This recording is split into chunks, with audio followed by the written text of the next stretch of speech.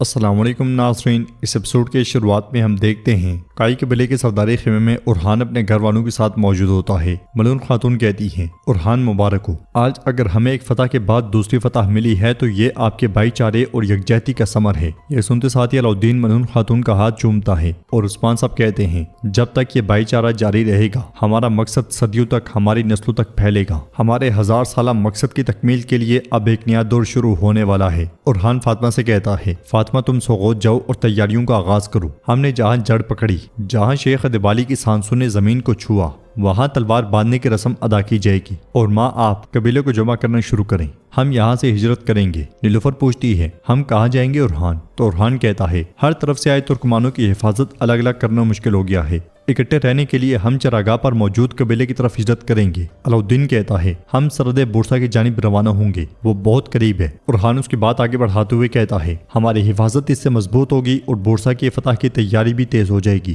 ملعون خاتون کہتی ہیں، تم نے اچھا سوچا بیٹے، ہم فوراً تیاری شروع کرتے ہیں۔ سوغوت اب میری بیٹی فاطمہ کے سپرد ہے۔ باہر پورا قبیلہ جمع ہوتا ہے، وہ اپنے نئے سردار کو دیکھنے کے لیے بےتاب ہوتے ہیں۔ ارحان اپنے گھر والوں کے ساتھ سرداری خیمے سے باہر آتا ہے تو ارحان سردار زندہ باد کے نعرے بلند ہوتے ہیں۔ ارحان نیلوفر کے ساتھ آگے بڑھتے ہوئے ان کا شکریہ ادا کرتا ہے۔ اسلام خلیل ارحان کے پاس آتا ہے اور کہتا ہے، میرے سردار خوشخبری ہے، یار اسار پھر سے عثمانیوں کی ملکیت بن چکا ہے۔ یہ سنتے ساتھ ہی ارحان اسے گلے لگا لیتا ہے اور اللہ کا شکر ادا کرتا ہے۔ کارا خلیل کہتا ہے، ایک اور خبر بھی ہے، ایزنک میں ہمارے جاسوسوں سے ملنے والی خبر کے مطابق ایزنک کا حاکم محصول کی تیاریاں شروع کر چکا ہے۔ ارحان اس سے کہتا ہے، کرنی بھی چاہیے، تم بھی اپنی تیاری مکمل رکھو خلیل، اب ہم نے آگ کی قمیض پہن رکھی ہے۔ ارحان پلٹتا ہے تو نیلوفر نہیں ہوتی، وہ گھوڑے پر سوار ہو کر قبیلے سے جا رہی ہوتی ہے اور کافی غمگین دکھائی دیتی ہے۔ یہ دیکھتے ہوئے ارحان بھی پریشان ہو جاتا ہے۔ یار اسار کی بلندی پر عبد الرحمن اپنے ساتھیوں کے ساتھ موجود ہوتا ہے اور بلند آواز سے کہتا ہے، سن لو اے کافروں کے جھنڈ، کیا کائی کی زمین لینا اتنا آسان تھا؟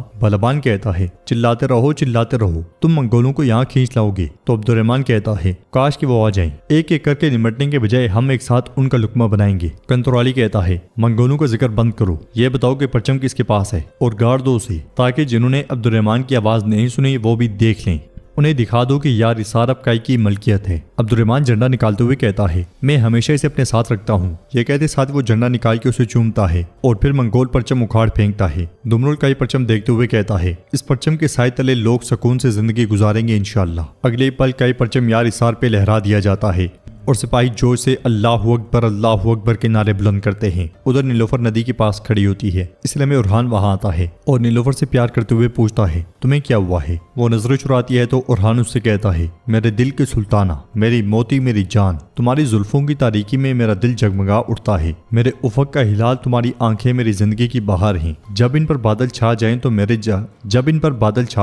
میرا جہاں سردیوں میں بدل جاتا ہے۔ اب بتاؤ تمہیں کیا ہوا ہے؟ نیلوفر کہتی ہے، مجھے کوئی دکھ نہیں، تم سردار بن گئے، یہ میرے لیے سب سے بڑی خوشی ہے۔ ارحان قدرے غصے میں اسے پکارتا ہے تو وہ کہتی ہے، ارحان یہ کوئی بری بات نہیں ہے۔ ارحان کہتا ہے، پھر بتاتی کیوں نہیں؟ نیلوفر کی آنکھوں سے آنسو بہہ پڑتے ہیں اور وہ کہتی ہے، میں بہت خوفزدہ ہوں۔ ارحان پوچھتا ہے، کس بات سے خوف ہے؟ نیلوفر بچے کا موزہ اس کے ہاتھ میں رکھتے ہوئے کہتی ہے، ارحان میں امید سے ہوں۔ یہ سن کے ارحان بہت خوش ہوتا ہے اور اسے گلے لگا لیتا ہے، پھر کہتا ہے، یہ خبر تم خوف کے ساتھ کیوں سنا رہی ہو؟ نیلوفر کہتی ہے، جب سے یہ معلوم ہوا ہے دل کانپ رہا ہے، میں چاہ کر بھی اپنے دل کو نہیں روک پا رہی، خوش ہونے سے بھی ڈر لگتا ہے۔ میرے قاسم کے بعد ہم نے 2 بچوں کو کھو دیا تھا، اگر پھر؟ تو ارحان کہتا ہے، ڈرو مت، کچھ نہیں ہوگا، دیکھو آج میں نے اپنی منزل پا لی ہے، تم بھی پریشان نہ ہو، کچھ برا نہیں ہوگا، اللہ نے ہمارا درد دیکھا اور ہمیں انعام دیا ہے، اللہ نے ہماری دعائیں قبول کی، ہم اپنے بچے کی اچھی پرورش کریں گے۔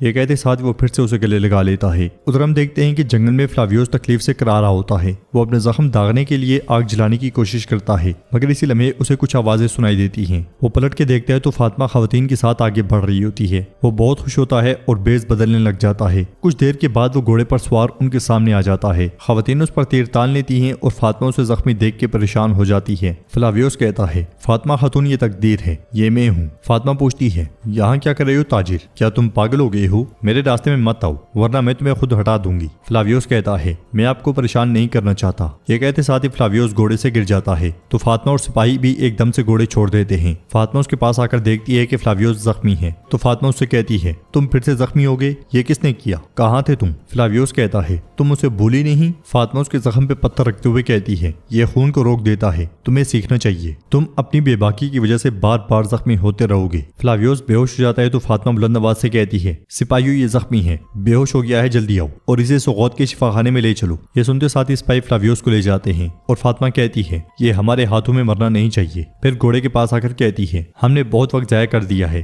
کلکائی کا سب سے بڑا دن ہے اور ہان سردار کے لیے تلوار باندھنے کی تکلیف ہوگی۔ فلاویوس جاتے جاتے تھوڑی بہت باتیں سن جاتا ہے۔ فاطمہ مزید کہتی ہے ہمارے پاس کرنے کو بہت کچھ ہے، ہر چیز کی تیاری بغیر کمی کے شروع کریں گے۔ یہ کہتے ساتھ ہی وہ وہاں سے روانہ ہو جاتی ہے۔ ادھر ہم دیکھتے ہیں کہ کائی قبیلے کے سردار خیمے کے سامنے ملون خاتون بہت پریشان بیٹھی ہوتی ہیں اور نیلوفر کے پاس سے گزرنے پر اسے آواز دے کے پاس بٹھا لیتی ہیں۔ پھر کہتی ہیں کبھی کبھی میں اس طرح منظر دیکھتی ہوں، دیکھو ذرا تم کیا دیکھتی ہو۔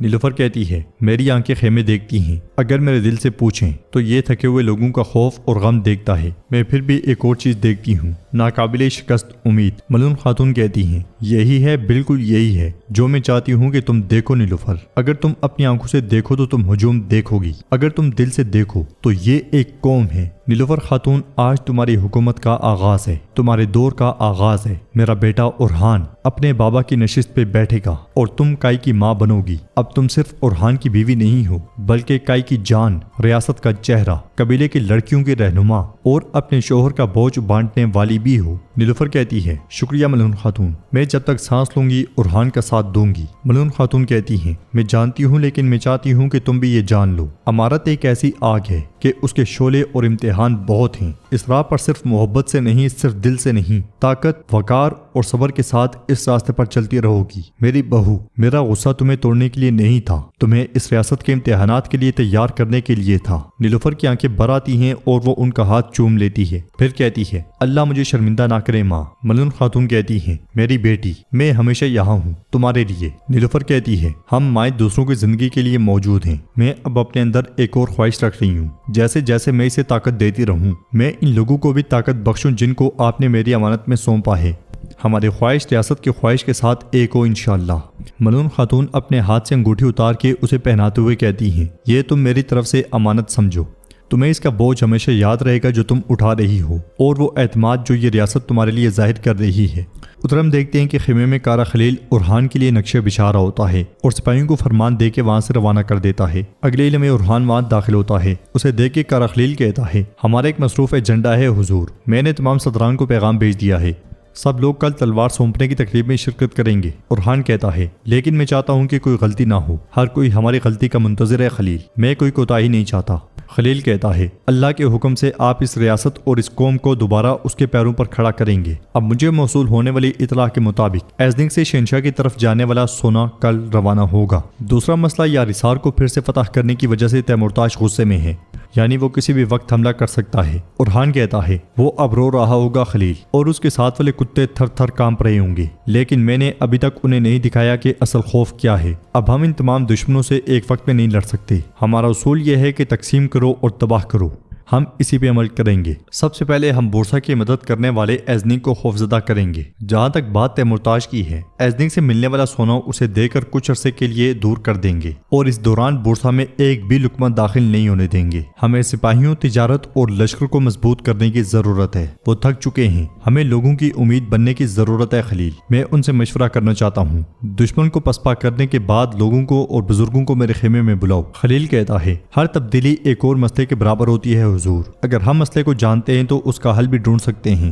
اورحان کہتا ہے ہم ڈھونڈیں گے خلیل، ہم ڈھونڈیں گے۔ اورحان کا جوش اور خوشی دیکھ کے خلیل کہتا ہے حضور آپ کی یہ خوشی صرف آپ کو سرداری ملنے کی وجہ سے نہیں ہے۔ تو اورحان اس سے کہتا ہے میرا ایک اور بچہ بھی ہوگا۔ یہ سنتے ساتھ ہی خلیل اورحان کے گلے لگ جاتا ہے اور کہتا ہے آپ کی نسل پھلے پھولے، آپ کا نسب شاندار ہو حضور۔ یہ کہتے ساتھ ہی خلیل اس لمحے کو یاد کرتا ہے جب اس کی بیوی کو قتل کر کے اس کے بچے کو اس سے چھینا گیا تھا۔ خلیل پریشان ہو جاتا ہے تو اورحان اس سے کہتا ہے خلیل میں دیکھ رہا ہوں اور جانتا ہوں جب بھی کوئی بچے کا ذکر کرتا جاتا ہے تو یہ تمہیں کتنی تکلیف دیتا ہے۔ میں قسم کھاتا ہوں کہ ہم تمہارے بچے کو تلاش کریں گے، تمہیں اس تکلیف سے دوچار کرنے والوں پہ یہ دنیا تنگ کر دیں گے۔ تو ناظرین، اس کے ساتھ یہ ایپیسوڈ بھی اختتام پذیر ہوتی ہے۔ ویڈیو پسند آئے تو لائک کر دیں، شیئر کر دیں، سبسکرائب نہیں کیا ہوا تو سبسکرائب کرنے کے ساتھ ساتھ گھنٹی بیل آئیکن کو دبانا مت بھولیں۔ ملتے ہیں انشاءاللہ نیکسٹ ویڈیو میں، تب تک کے لیے رکھیں اپنا اور اپنوں کا بہت زیادہ خیال۔ اللہ نگہبان۔